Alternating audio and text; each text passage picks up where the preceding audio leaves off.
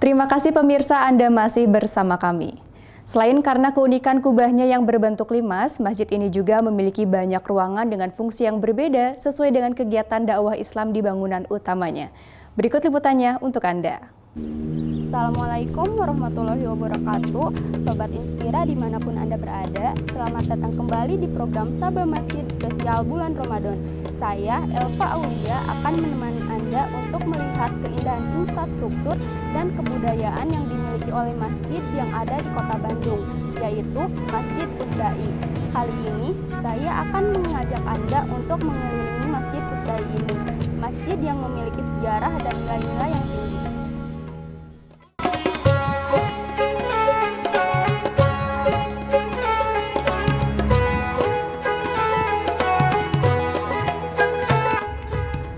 Sobat Inspira, perlu kalian ketahui sebelum kita membahas mengenai Pusdai lebih dalam, kita harus tahu nih sejarah Masjid Pusdai ini. Masjid ini ide pembangunannya mulai digulirkan pada 2 Desember 1997 hingga 1998, namun baru dilaksanakan pada 1992. Proses pembangunannya terkendala oleh pembebasan lahan yang membutuhkan waktu 10 tahun, yakni sejak 1982 awal proses pembangunan Masjid Pusdai ini. Pembangunan masjid ini terjadi pada era Gubernur Jawa Barat yaitu Aang Kunaevi dengan nama Pusat Dakwah Islam atau Pusdai. Baru diumumkan sebagai nama resmi Islamic Center pada saat peresmiannya yaitu 2 Desember 1997 melalui pengkajian yang cukup panjang. Masjid Pusdai ini juga dikenal sebagai Islamic Center Jabar.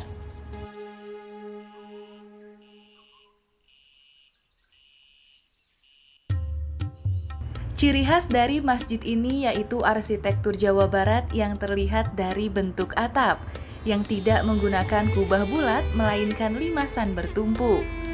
Bangunan masjid ini juga tampil mengesankan dengan konsep modern minimalis yang dipadu bentuk dasar khas Sunda. Menara Masjid Pusdai menyimbolkan soal keesaan Tuhan, melambangkan kejujuran, efisien, kesederhanaan, dan fungsional.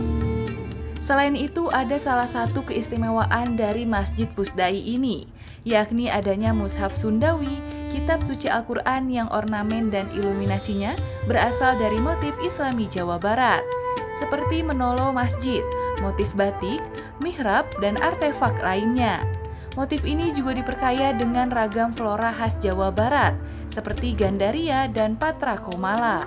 Wajar jika Masjid Pusat Dakwah Islam ini menjadi ikon religi masyarakat Jawa Barat yang juga terkenal sangat religius.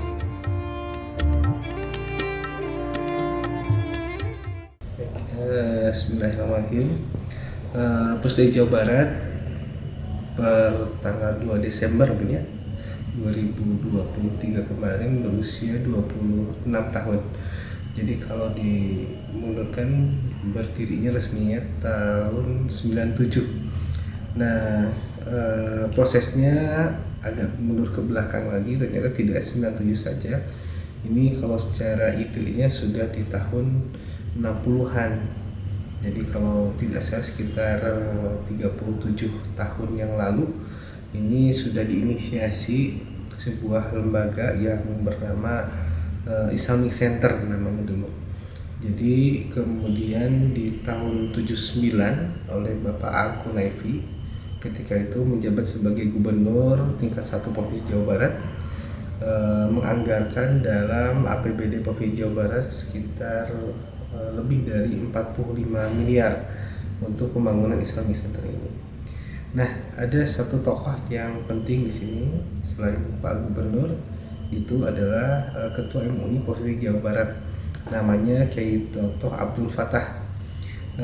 Ini beliaulah yang menginisiasi kepada seluruh jajaran pemerintahan Provinsi Jawa Barat dan menghimpun inspirasi dari para masyarakat, khususnya umat Islam, membentuk sebuah Islamic Center.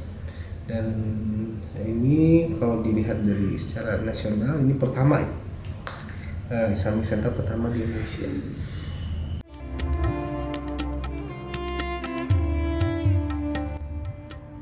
Tidak hanya itu saja, Pusdai juga memiliki keunikan tersendiri di bangunan utama yang memiliki banyak ruang dengan fungsi yang berbeda-beda sesuai dengan kegiatan dakwah Islam. Oleh karena itu, masjid ini disebut sebagai Masjid Pusdai. Selain itu, banyak fasilitas yang dapat digunakan di Masjid Pusdai untuk membuat masjid ini tidak hanya memiliki fungsi ibadah dan dakwah. Ada banyak fasilitas yang dapat digunakan, seperti ruang seminar, gedung balai asri yang bisa digunakan untuk kegiatan pernikahan dan kegiatan lain dengan daya tampung hingga 2.000 orang. Terdapat ruang pameran mushaf Sundawi, perkantoran, perpustakaan, lembaga bahasa, dan klinik.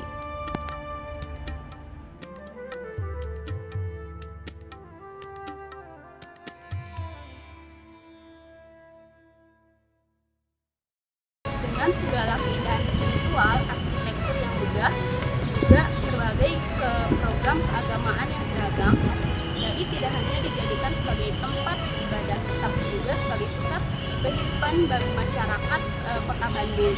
Semoga liputan khusus ini bisa menambah wawasan dan pengetahuan bagi kita semua. Assalamualaikum warahmatullahi wabarakatuh. Pemirsa, informasi tadi sekaligus menutup perjumpaan kita pada kali ini.